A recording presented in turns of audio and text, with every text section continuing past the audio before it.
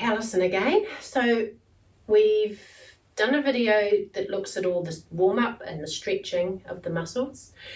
This one's just going to be on the foam rolling and self-massage of those same muscles. So you can either do one or the other, or you can do the whole lot if you're feeling enthusiastic.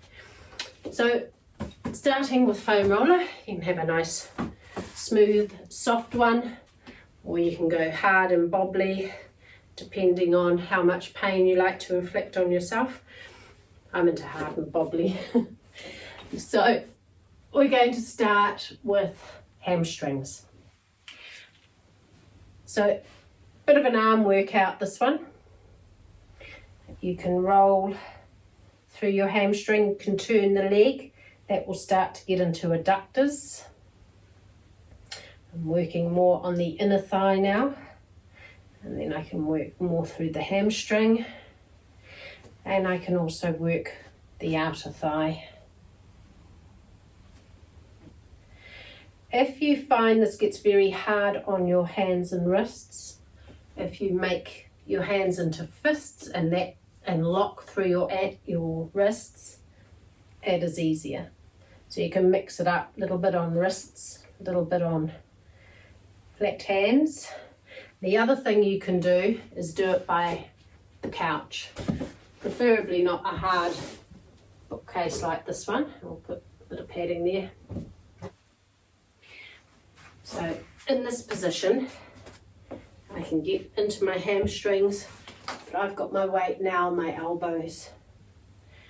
That makes it a little harder on shoulders, so it just depends where you have an issue.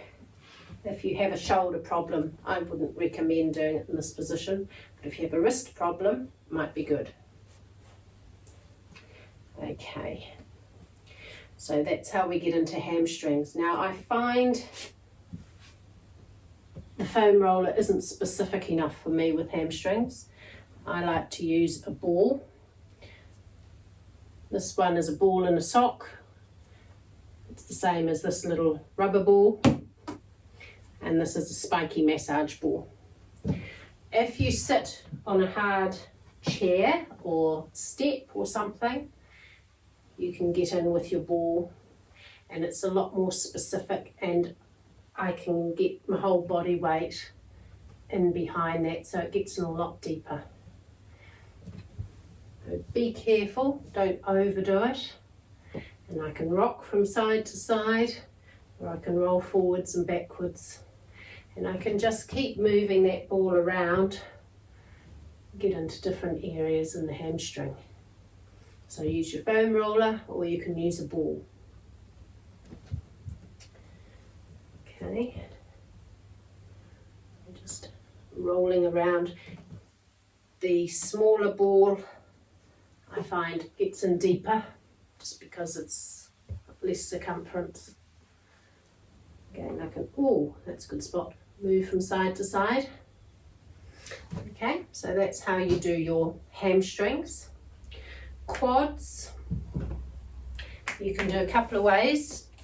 You can use your foam roller. Again, it's a little bit of a workout. It's less intense if you do both legs at once. Quads tends to be more intense than hamstrings, although that possibly depends on whether you have more of a quad issue or a hamstring issue. Doing one at a time is definitely more intense. And again, you can roll more outer leg, and then inner leg, central, and then go inner and get into those adductors more. Okay, you may just need to keep repositioning your foam roller to get through the whole area. And then you can do the same on the other side. You'd probably do a minute or two each area. It's up to you, it depends how you feel. The other option is using something like this. This is just a little plastic roller. These can be cheap as chips or very expensive, depending on where you get them from and the quality. but this is quite effective at getting into quads. And I can roll the leg around. I can do my outer thigh, and I can do my inner thigh. When you're doing your inner thigh, a pillow or a rolled up blanket support that leg, and it makes it a little more comfortable. And if you need to, you may sit on your block quite tight through the hips. Okay. If you don't have a fancy gadget, but you have a rolling pin, it works just as well. You can get in. These ones with the bobbly bits penetrate a little bit more, but I can still get in quite firmly with this. And if I had wrist or shoulder problems and balancing on a foam roller was too tricky, doing this works really well. Okay. You can also use your hands. You always want to go towards the heart. You don't want to be pushing everything down towards your feet. Try and get the blood flowing this way. You can use a little bit of balm. You can use moisturiser. It dries up a little more quickly, but you can use olive oil out the kitchen. And you can do this sort of thing.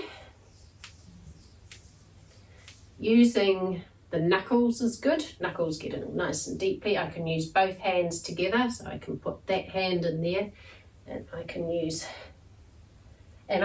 body weight. So if I use my abdominal muscles, I'll get in more deeply, and I won't get so tired through my arms as if I'm sitting here doing this. Okay.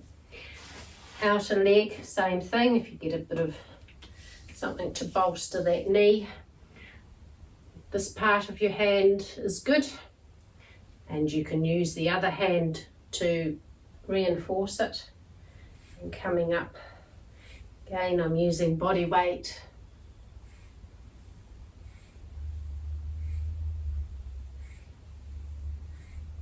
And I can go cross fibre, so I can use my fingers, use the heel of my other hand to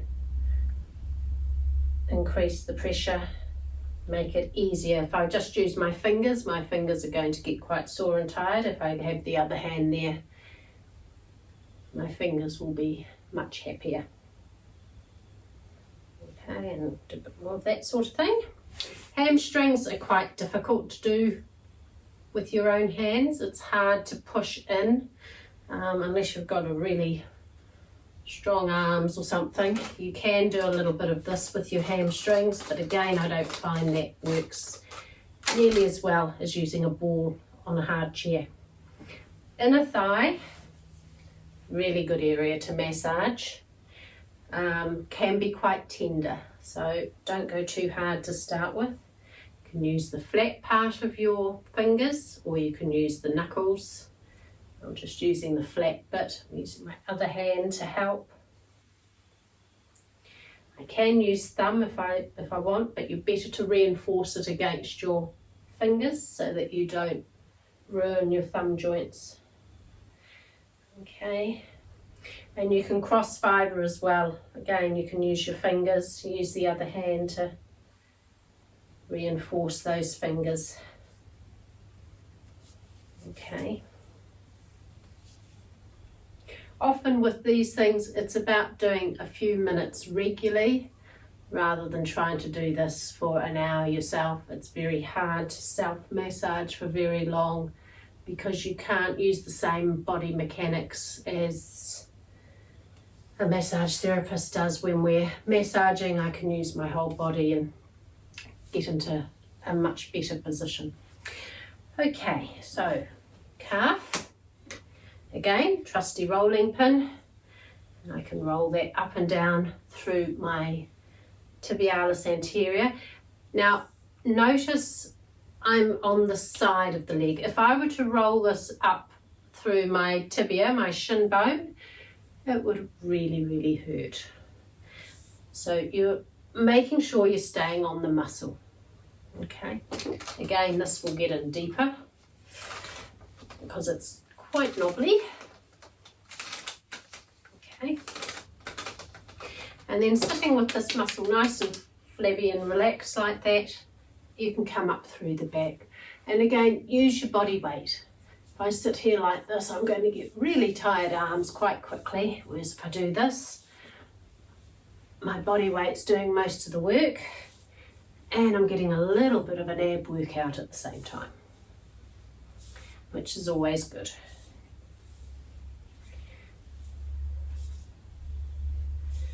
Okay, now you can also use a ball into the back of your calves, but you need something like a block to get your heel up off the ground. I find if I've got that I can do it, but it's not as good as if I've got it up on something. Use an old encyclopedia or something, and I can use a bit of weight. So I can do this with my foam roller as well.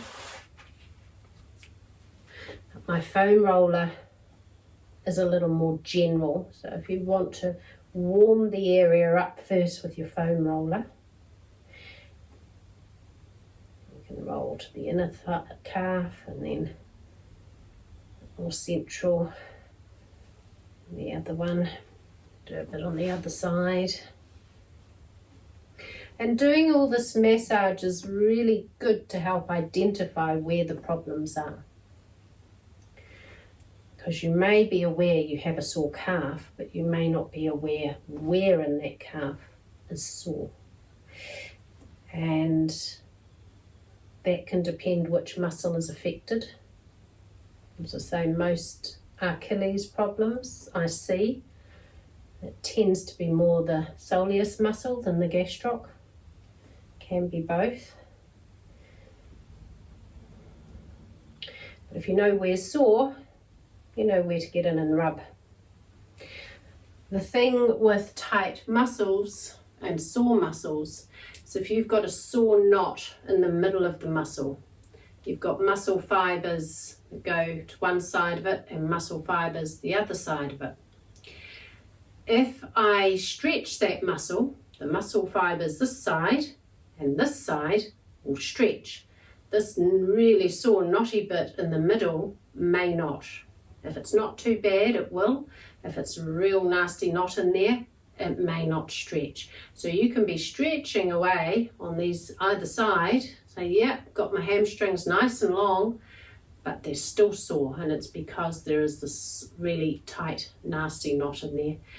Dry needling is great for nasty tight knots, but if you don't have someone who can do that for you, getting in and self-massaging or seeing a massage therapist or physiotherapist can really help.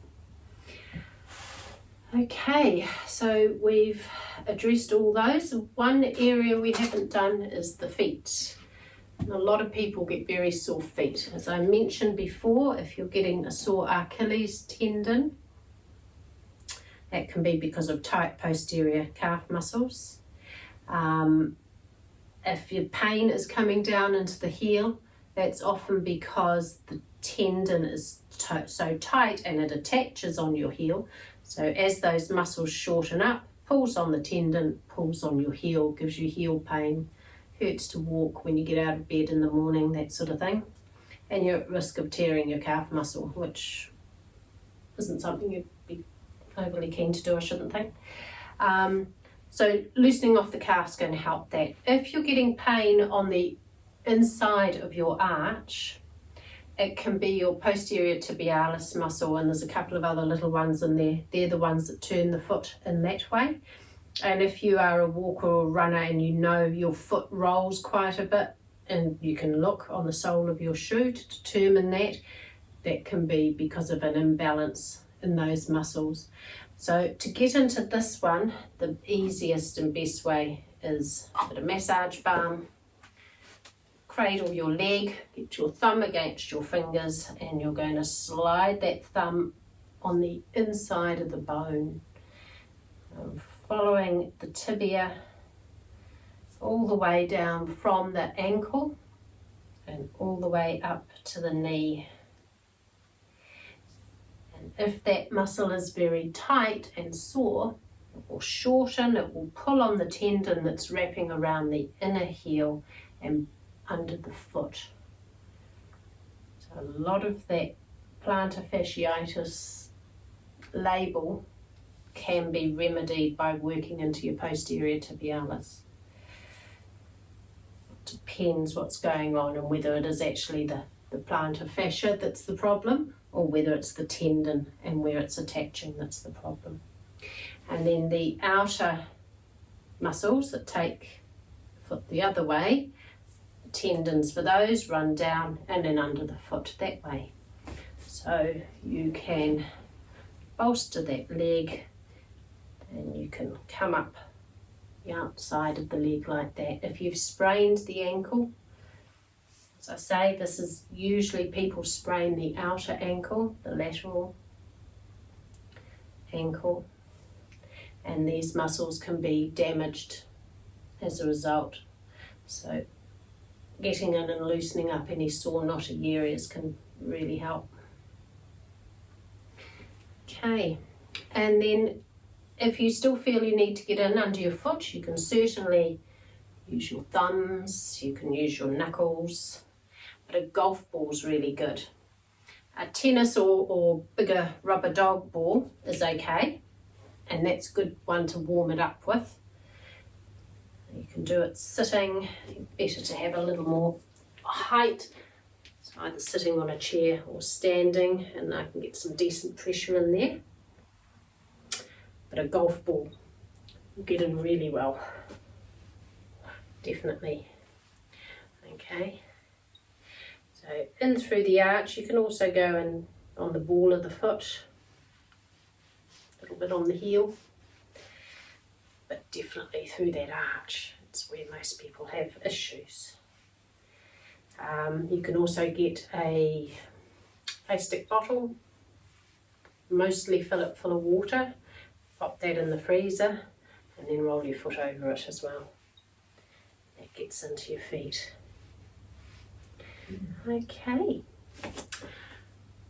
so that covers the whole leg and foot and ankle self-massage. I hope you find that helpful, and I'll see you next time. Thanks, bye.